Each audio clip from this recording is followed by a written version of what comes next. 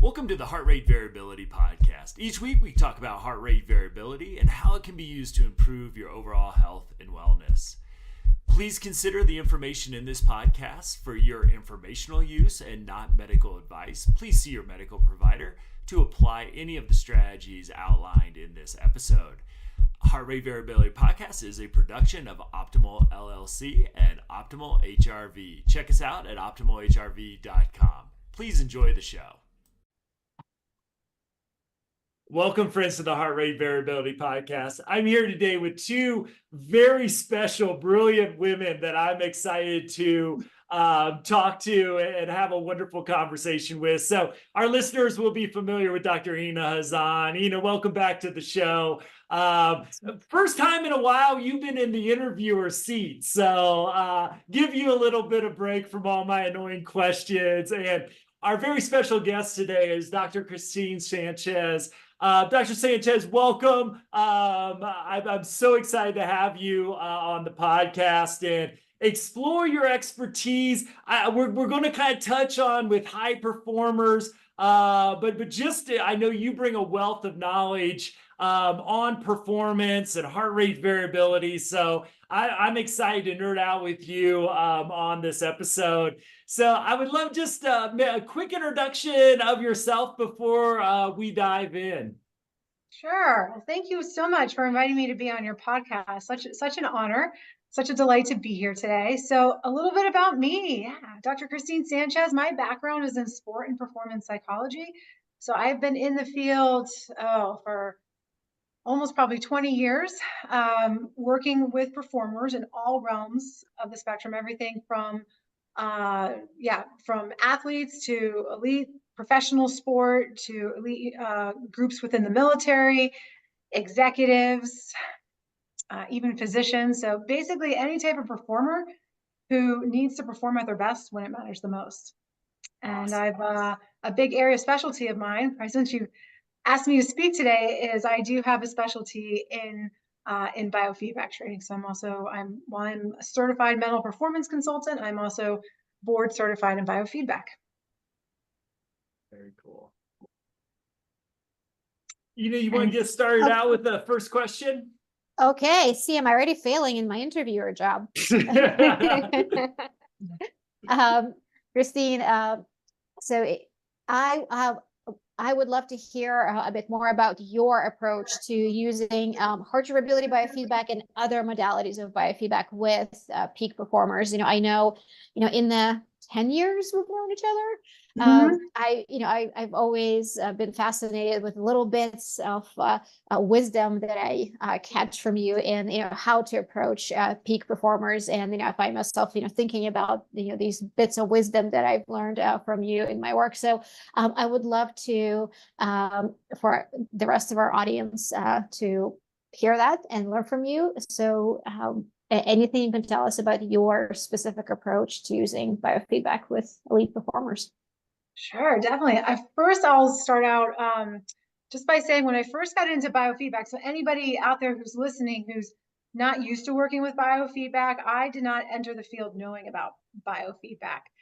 It was more, I was fortunate enough in that when I first started working with the military, we had biofeedback, and back in the day, it was M-Wave through HeartMath, and we were using biofeedback heart rate variability to work with service members on helping them improve their self-regulation skills so that they could perform in the heat of the moment, like I said, when it matters the most, as they're going through very rigorous training and very high attrition rate selection programs.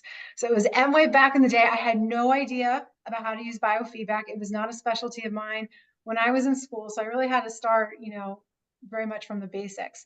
And what really caught me on to biofeedback was the more I used it, the more I saw the utility in that when you're working with a competitive type A, high drive type person, and we're teaching them these intangible skills, like everybody knows how to breathe, breathe to relax. We all know, take a deep breath.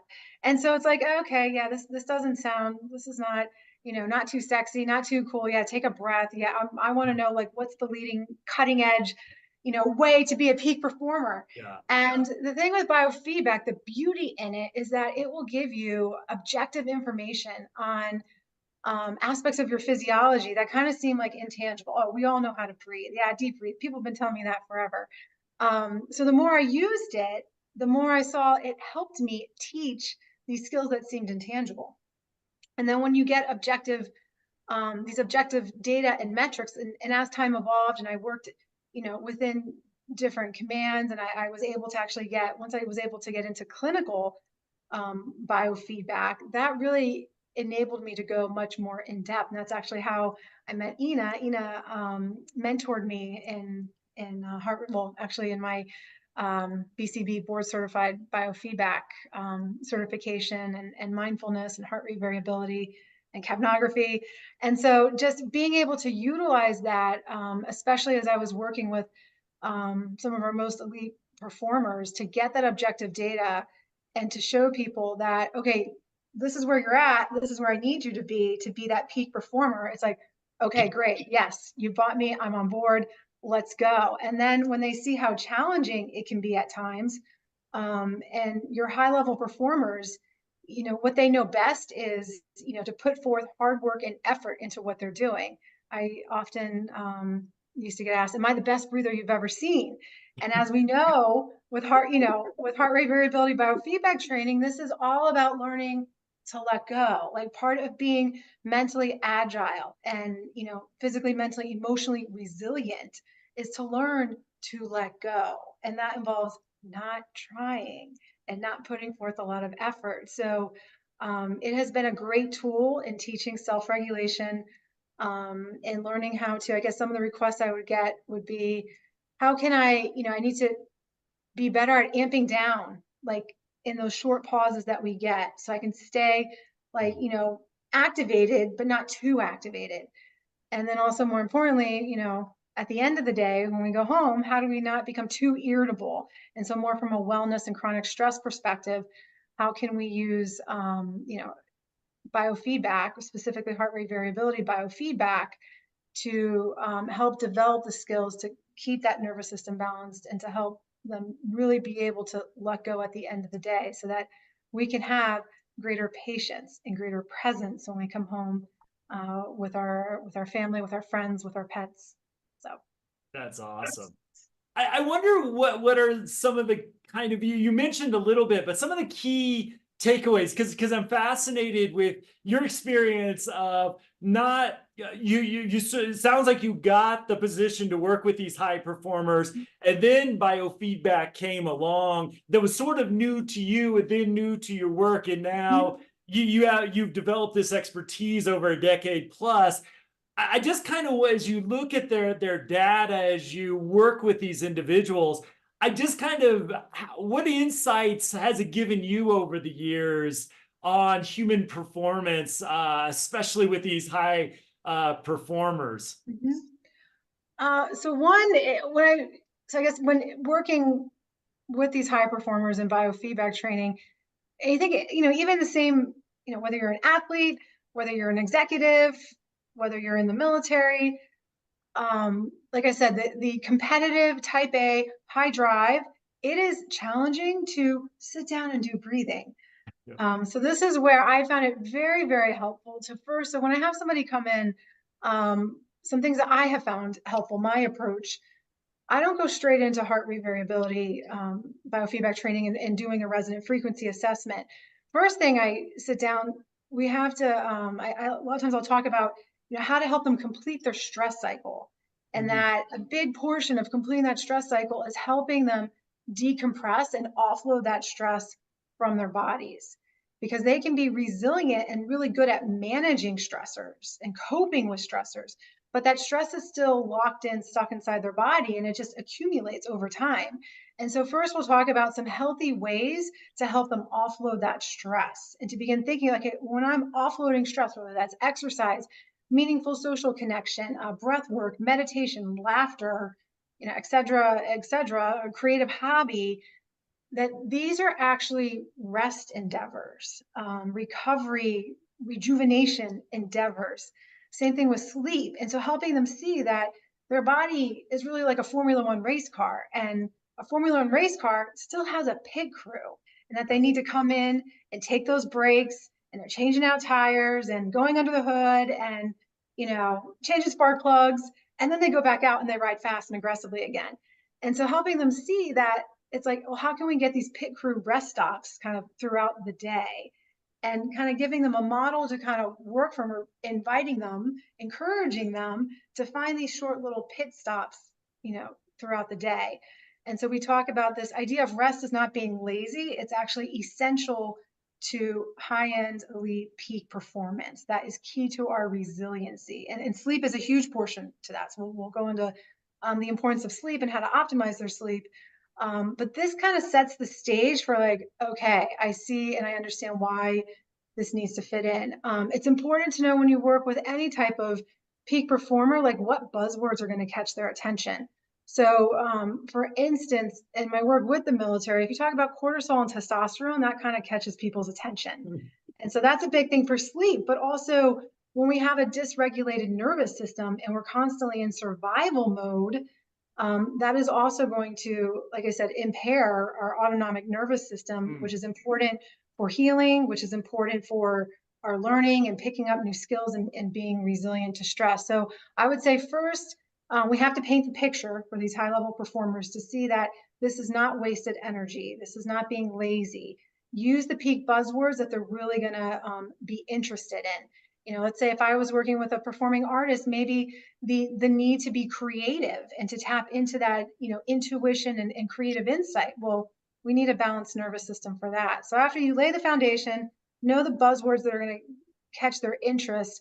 The next step I found is I'll work on mindfulness, some mindfulness techniques and skills to help them be able to start to slow down. Because it's really hard for them to sit and do their breathing, or to even set aside time to do their breathing. So I'll talk about the difference between being, like, what is it like when we're actually being present, just really being able to be in our environment and soak in and observe what's going on around us, versus always in do mode. Like, okay, I need to do my breathing, whether can I just allow myself to be present and, allow myself to be aware of what's going on inside my body, or can I allow myself to be present and observe and notice, let's say, the beautiful landscapes around me if I'm outside in nature, and then begin kind of integrating and doing the breathing. So after mindfulness, I'll take them through a couple mindfulness exercises, and depending on what they might need, whether it's a body scan, mindfulness of breath is always a huge one. That's the first step. And then, your thoughts on leaves is always a super popular one for what to do with the active wandering mind. Then sometimes I'll go into body scans, because I like to use the analogy of our, our mind and our body can become disconnected. And so just like we, resync up our AirPods to our phone, we have to resync, Bluetooth our mind and our body together, because that's where your source of your infinite wisdom is for your intuitive decision making, or whether, you're in a creative endeavor, even, creative problem solving, you still need to tap into that intuition. So I'll often say these are exercises to help you re-Bluetooth, resync up the mind and the body, so we're not living in thriving mode in our head, or excuse me, living in surviving mode in our head. We need to thrive, so we need to get the mind and body connected. After that, I will, I was also blessed in that Ina taught me capnography biofeedback. So I have found capnography biofeedback to be very, very helpful in teaching functional, like effective breathing, because many of the high performers I work with that I've learned over the years are over breathers. And I think that's just, in particular, when I think about how I learned, deep breathing, back in my early sports psychology courses, words do matter. And some of the words and the cues that we use encourage competitive type A, high performing people to overdo it, because we overdo everything. Because if we're overdoing it, you're just, more is always better, not. So I'll do a little bit of capnography biofeedback. And so if we're good to go on the mindfulness, we got good respiratory chemistry, then I get into heart rate variability biofeedback training. And that's where I'll typically do a modified version of the HRV biofeedback training, Paul Layer's work and the 10 session protocol. I unfortunately never have the privilege of doing 10 sessions. So happy to go into any more. You guys tell me. I first of all, I've been taking, mental notes, throughout everything you just said. I love your metaphors. The Yes. Formula One, Bluetooth, it makes a lot of sense, totally connects with people. And I love your way of talking about completing the stress cycle. Just to go back, to, what you were talking about earlier, that that idea that recovery is not lazy time. It's not something you have to do because you're weak, but rather it's part of stress cycle. This is how you do stress better, right? If you give yourself some downtime once the challenge is over, that's what's going to help you be better at stress the next time something comes around. I love that. So there you go. Another piece of Christine wisdom that's going in my mental. I have to say, the completing your stress cycle, unfortunately, I can't think of the authors. There's 2 female doctors. The book Burnout actually very much speaks about things that we talk about in our work, but the way they were able to package it was just really nice. So I do have to throw a shout out to the book Burnout. Unfortunately, I can't remember the authors' names, but they just beautifully said it. Well, I guess we'll have to look it up. Yeah. I believe it. I just completed about a month ago, so maybe I'll look that up for the show notes and put that in there. But I'm interested because you mentioned the short-term aspects of your work. So I would love to just hear how you approach that, because sometimes the case studies that I've seen Ina present or others present, they're working with individuals for months at a time. How do you approach that the short-term nature? I guess what kind of things do you send people off with to continue the work that you might start? I'd just love to hear how you approach that aspect of the nature of your work.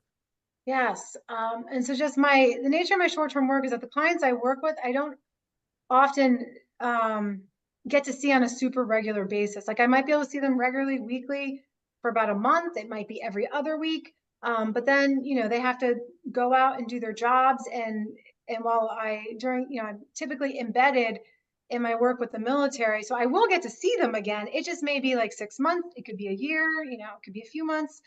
So I found that I have to be very impactful in a short amount of time. So that does not mean, a challenge is always getting metrics on this, but more, I think,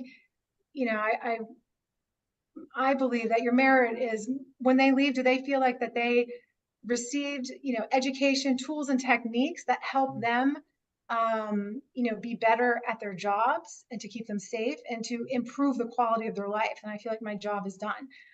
But yes, it will be a little bit challenging to get some objective metrics. So it depends on, so first, you have to meet them where they're at. Like, what are they interested in learning in? First, do a needs analysis. Like, what are you looking for? When you leave here today, what will be success to you? And so from there, I have to work, okay, what is success to you? What are you looking for when you leave here today? And then I'm like, how much time do you have? So meaning like because sometimes I would, I get clients that come in and they're like, okay, so Christine, I'm about to go out the door and I need you to tell me how to better regulate stress. Yeah, I'm having trouble focusing, poor memory, very irritable. What do you have for me? Because I'm leaving tomorrow. And I'm like, okay, great. So I'm like, how much time do you have? So in that case, that might be, I'm like, can you spend the afternoon with me today? Because you're fortunate, I can rearrange my schedule. And they're like, yes, I can give you the afternoon.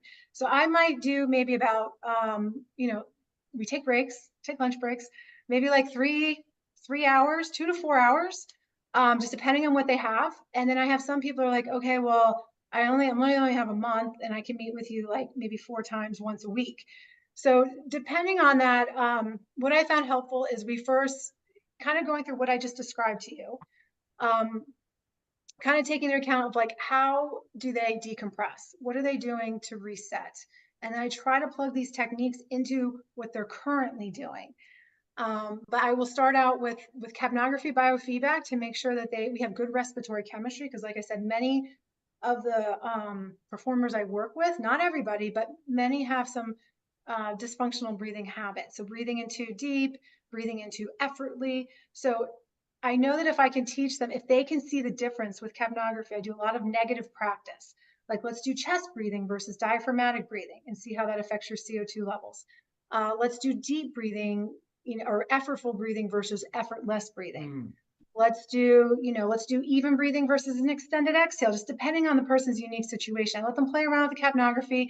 I'm like, okay, do we know what good, functional, effective breathing looks like? Yes. Okay, good. Then I'll kind of go into some mindfulness techniques, and then I'll do a resonant frequency assessment with them. And then from there, once we find out their resonant frequency, so the breathing rate that optimally helps them engage the parasympathetic. Ina, since you liked my analogies, I tend to, well, it's pretty common, but the sympathetic as the gas pedal and the parasympathetic as the braking system.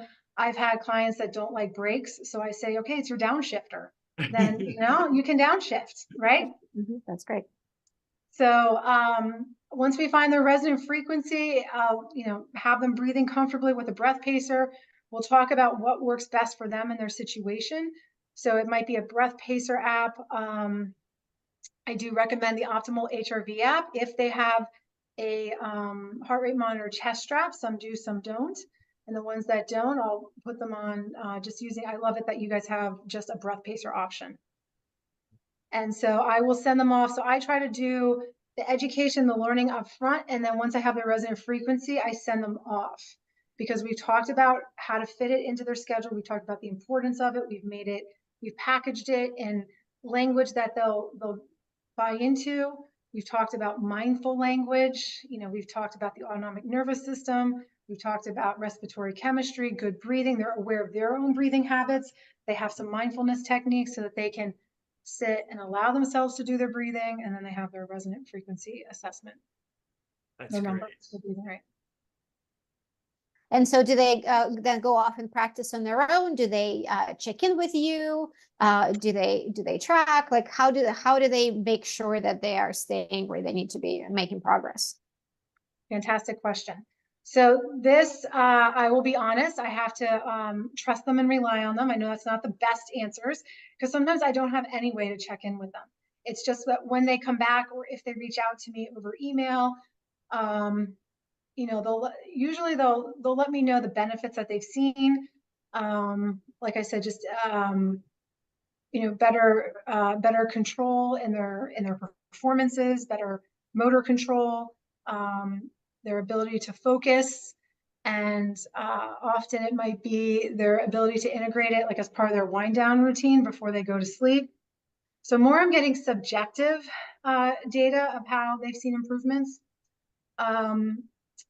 Not many of my clients have wearables, so it's kind of hard to track how their HRV might be changing over time. So that is a challenge. I kind of have to go by their subjective experiences.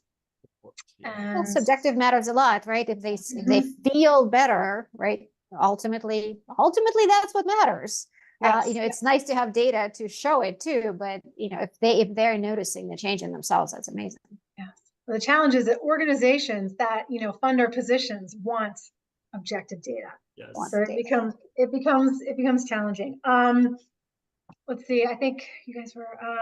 I have had, like I said, not many of my clients can do the wearables, but I did have one that did have an Oura ring, and he actually was, by doing his, so again, Oura ring, he was able to see that, one thing he found very helpful, I'm trying to go back, was I love how you guys have the resonant, you can see your resonant frequency. When you're doing a mindfulness exercise, you're still able to see the pacer. So I have received some good feedback actually on that option, that they really enjoyed that. But this, did have one client who had an Oura ring, and what they were, now I don't, can't use the Oura ring regularly, so I'm going off of this one client's experience. Apparently Oura ring has a stress level during the day, and then your recovery during the day. And so he was able to see changes in that recovery score for his daytime rest or recovery, however Orring puts it out. And that was a huge buy-in for him, that he could see that by regularly doing his breathing 1 to 2 times a day and his mindfulness, that he was able to see a significant reduction in his stress score and an increase in his recovery. Fascinating.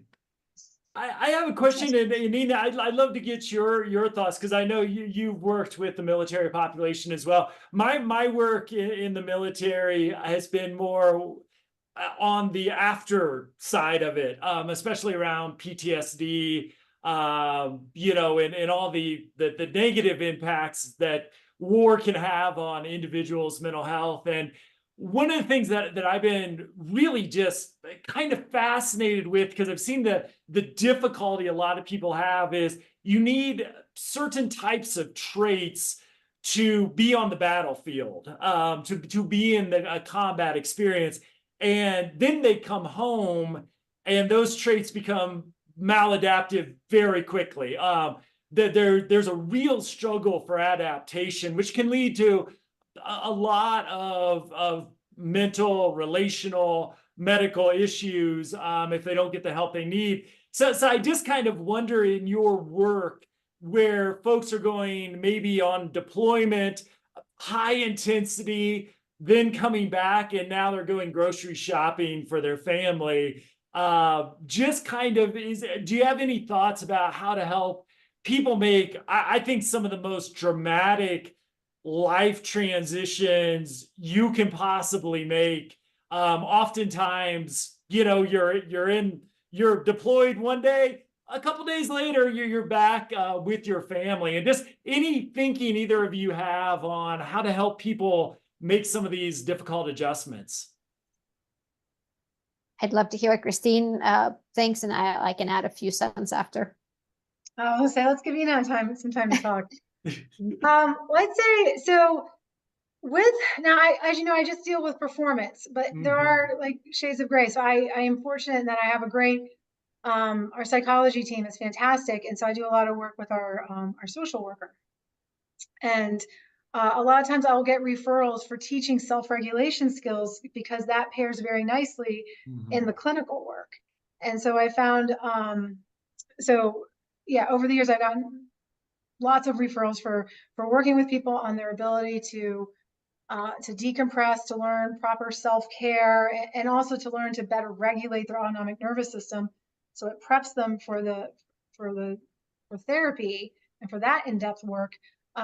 But also I've found that in terms of managing chronic stress, that ability to give them these tools to help them regulate their nervous system is essential for helping them go to work on that wind down routine before sleep, because sleep is crucial to removing toxins from the brain in your deep sleep. And, you know, the ability to get proper sleep is going to be crucial for minimizing PTSD down the road and stuff. So if we can give them tools to help them get high quality sleep, I think that can also play a huge factor in mental health challenges down the road, and helping them manage the chronic stress. And it goes back to completing our stress cycle and decompressing and meaningful social connection. I think, I mean, I agree with absolutely everything. And I think self-regulation here is key, which is exactly where heart rate variability training comes in, right? Because a big part of the transition from, you know, deployment to being home is self-regulation, right? You know, it's a ability to adjust to the change in your external and internal environment. And people with lower heart rate variability have a much harder time doing that. So if we can improve HRV, then on a physiological level, it's going to be easier to move from what your body needs to do in deployment to what your body needs to do when you're home. And I think another part of this is your frame of mind, you know, the way that you interpret situations, the way, you know, even simple things like the way you interpret sounds, or the way you interpret people's words, or, you know, the way that, you know, you interpret what's going on in a situation, you know, the way you interpret what's a threat and what's not. You know, all of that is that same agility and flexibility that, you know, we need to move from here, this kind of sound or this kind of word means threat. When I'm home, that just means normal life and nothing, there isn't nothing dangerous going on. In order for the brain to be able to make that assessment quickly and easily, again, higher heart rate variability helps, because we know that higher heart rate variability is linked with more flexible cognitive process and ability to switch from one type of cognitive process to another. So I think, your clinical team relying on you to help folks with self-regulation is, perhaps unbeknownst to them, but they're tapping, exactly into that power of HRV in training quick ability to shift from one interpretation to another and one state to another. Yes, and thank you, Ina. Two things that just came into mind as I was listening. One is the power of social connection. I have found that fascinating. And just in terms of just me personally, I can't normally wear an Oura ring regularly during the day, but I have just been fascinated by how meaningful social connection, how that can greatly impact at least my heart rate variability. So, but we know about the, meaningful social connection, being connected, feeling connected to yourself, and most importantly to others, how that impacts your ventral vagus. And I think that is something that we underestimate. So how can we encourage others, like within the military, anybody who's in any type of high risk trauma scenario, the importance of finding meaningful social connection where you feel related and seen and understood by others, and how that impacts your ability to be resilient with all the different challenges and adversity that you might be facing. I love it. So true and important. And this makes me think of a person I worked with, who was having trouble adjusting to life after deployment, and this person's feeling was that I'm not connecting. Like I'm so used to just kind of being part of this very insular team, and having to kind of disengage from everybody else, given the kind of work that this person was doing, and now coming back and having to reconnect with spouse and children and friends.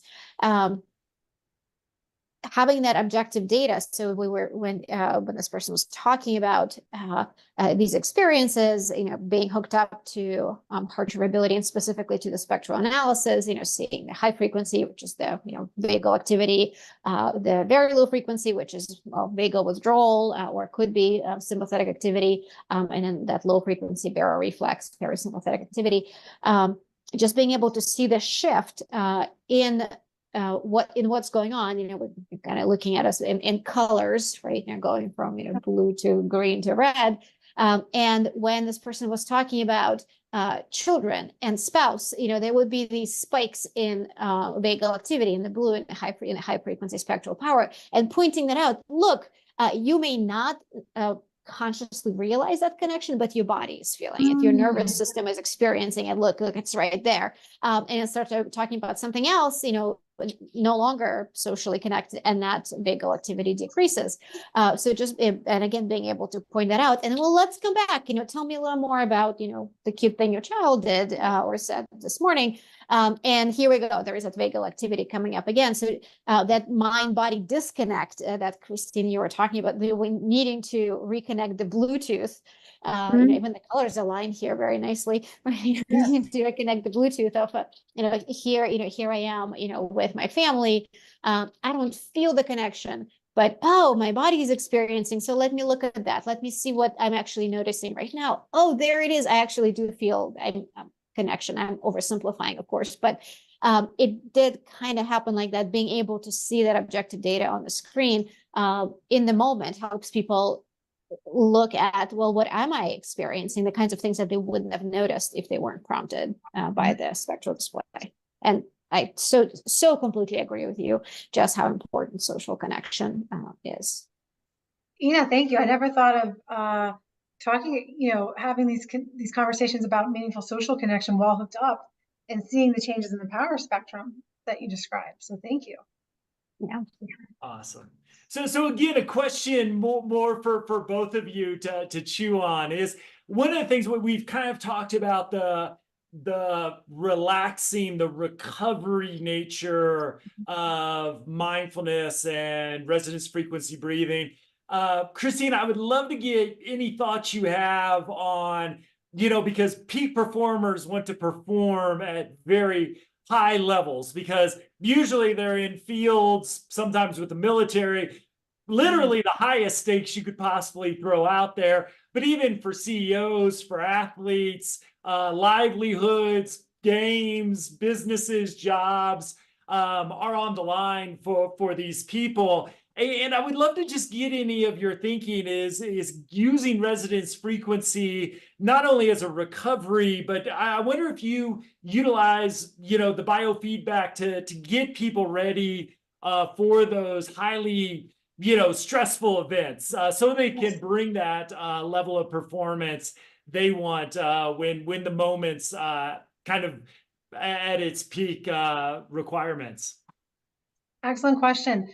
So this is where I would have a discussion, with the performer on how can we integrate this very important skill to, decompress, to regulate, to recover, to rejuvenate, whatever word you want to pick. How can we integrate this into your daily routine and your daily performances? And so where I found it's helpful to integrate the breathing is during any time that there is a pause in a performance or a transition.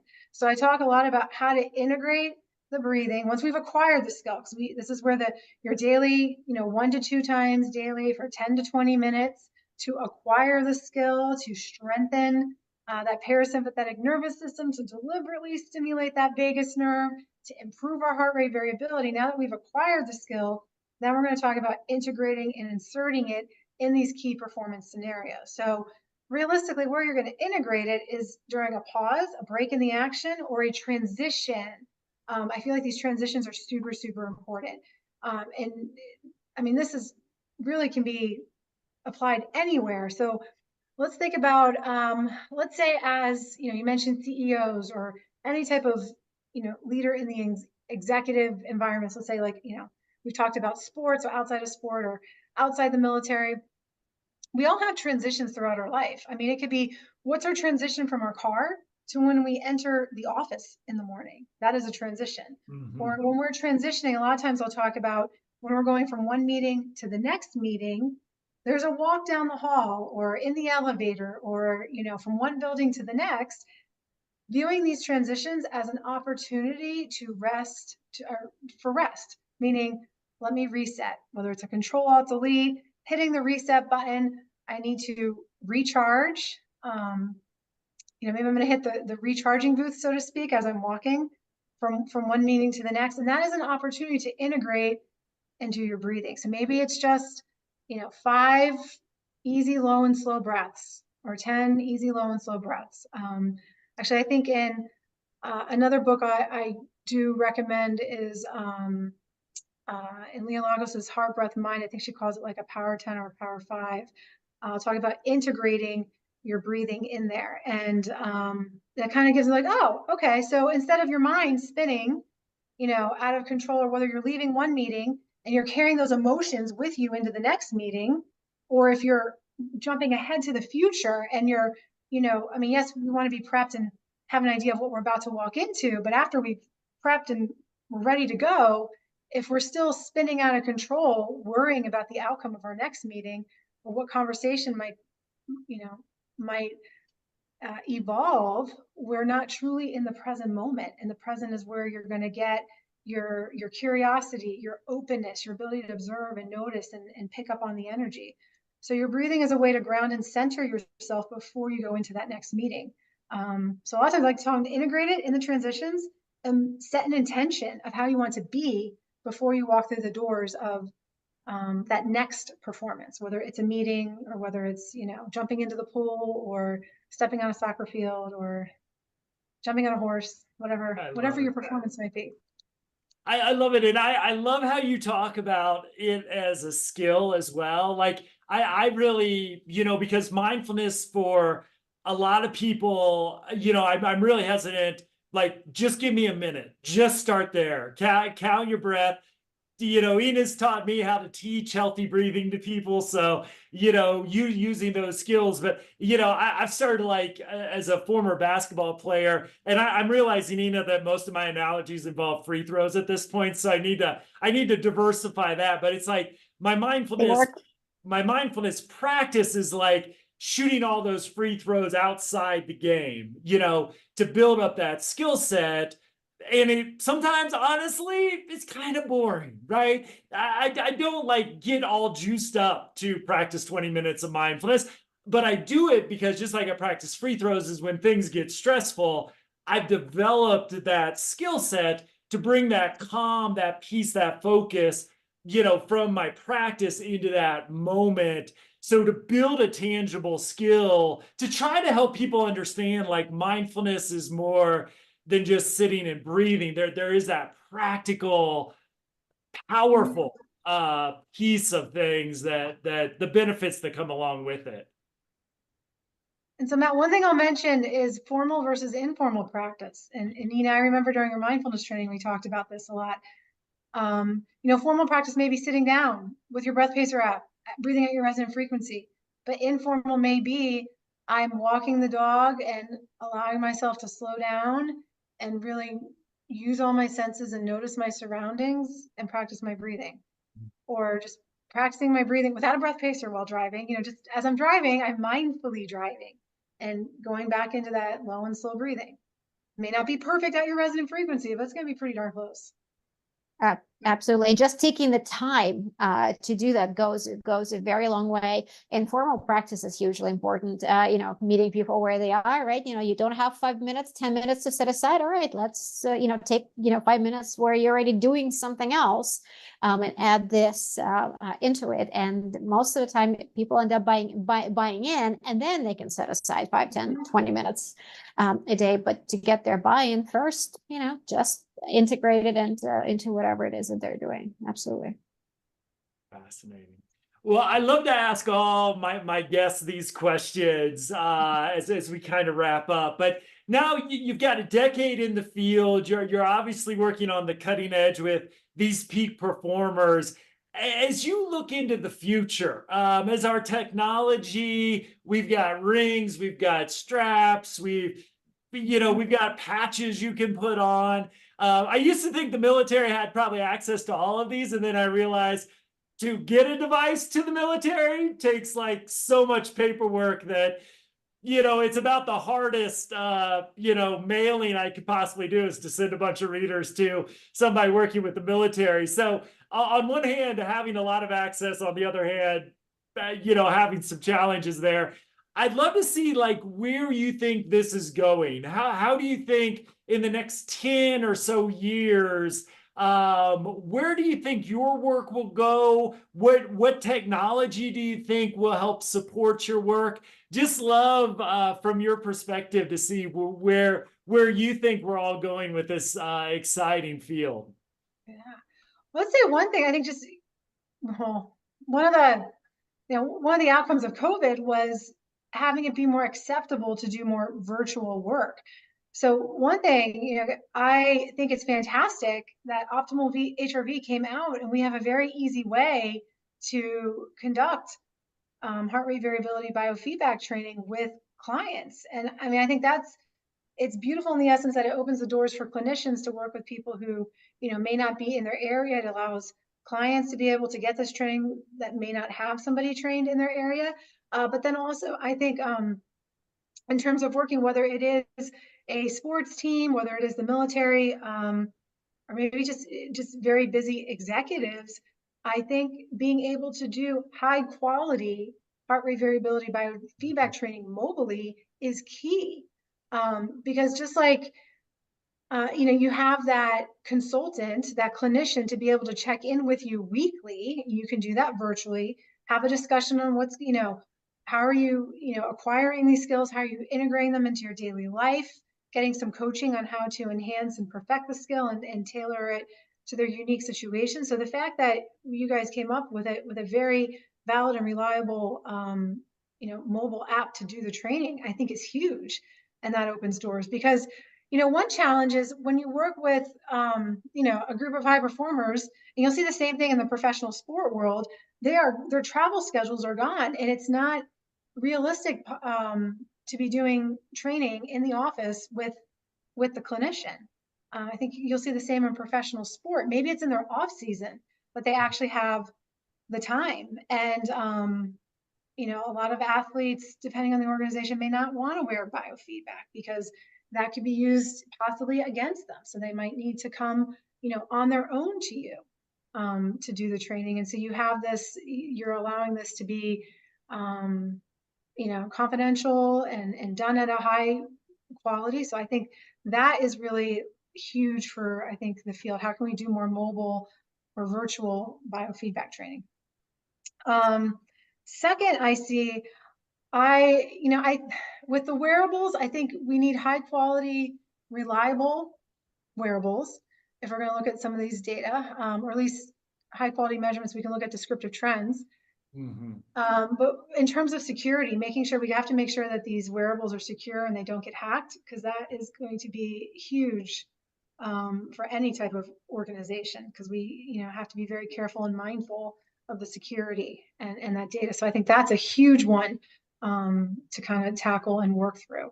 But I think wearables are huge and very helpful for helping any performer become aware of these little habits and behaviors that we have that could be impacting our heart rate variability. Everything from the food that we eat to the liquids that we can consume, the adult beverages, to stress and our social connection. I think it can be very insightful, but too much can also what they call it, orthosomnia, where people become too obsessed and into their sleep actually gets worse because they get anxiety about what does the number mean. So I think really working through the wearables of being valid, but also working through some of the security concerns would be huge. And then I think, like I said, I've really been interested with integrating the respiratory chemistry, the capnography, with the heart rate variability, and a way to do that in mobile training. So if there was a way to capture heart rate variability, like if the performer has a pause, like they're sitting or they're standing, but if we were able to kind of time capture some of these to see, hey, when you actually have a pause or a transition, how well can you reset? Because once they're moving, we can't reliably look at that data. But if there was a way, that would be interesting. But I think there's a lot of interesting stuff with capnography and integrating it with heart rate variability. Very cool. Having Ina, do having you a have mobile- any final questions or comments? Yes, Yeah, said I don't have any final questions. Just to echo, I would love to have a mobile capnometer. That would be amazing. And to have a device where you can measure HRV at the time of that reset, so you can see, hit spacebar or the way you can on the computer, right? And mark it. This was my HRV right before. This is when I took my breaths. This is what happens right after. That would be such great feedback. And that one is technologically probably possible. That we may be able to figure that out. In the near future. Yeah. And that would be, so if we were to do something like that, you just triggered my memory. It can't be too cumbersome for the performer, because then if it takes them out of their element, it's not absolutely helpful. not. Absolutely not. If it falls off, not helpful. If it's not reliable, if they sometimes get data, they sometimes don't, that's not helpful. You're going to lose their rapport, either lose their interest right away. So it needs to be very, very minimally invasive. It needs to be highly accurate, and then the ability to get those short moments. So yes, my wish list. Yeah, it's kind of unfortunate heart rate variability is so sensitive to movement and other things like that. If it was just a little bit more, I think we could do a lot more with it. But I love that idea. That just would be fascinating to see. And I think just so, especially for the population we're talking about, so important and insightful as well.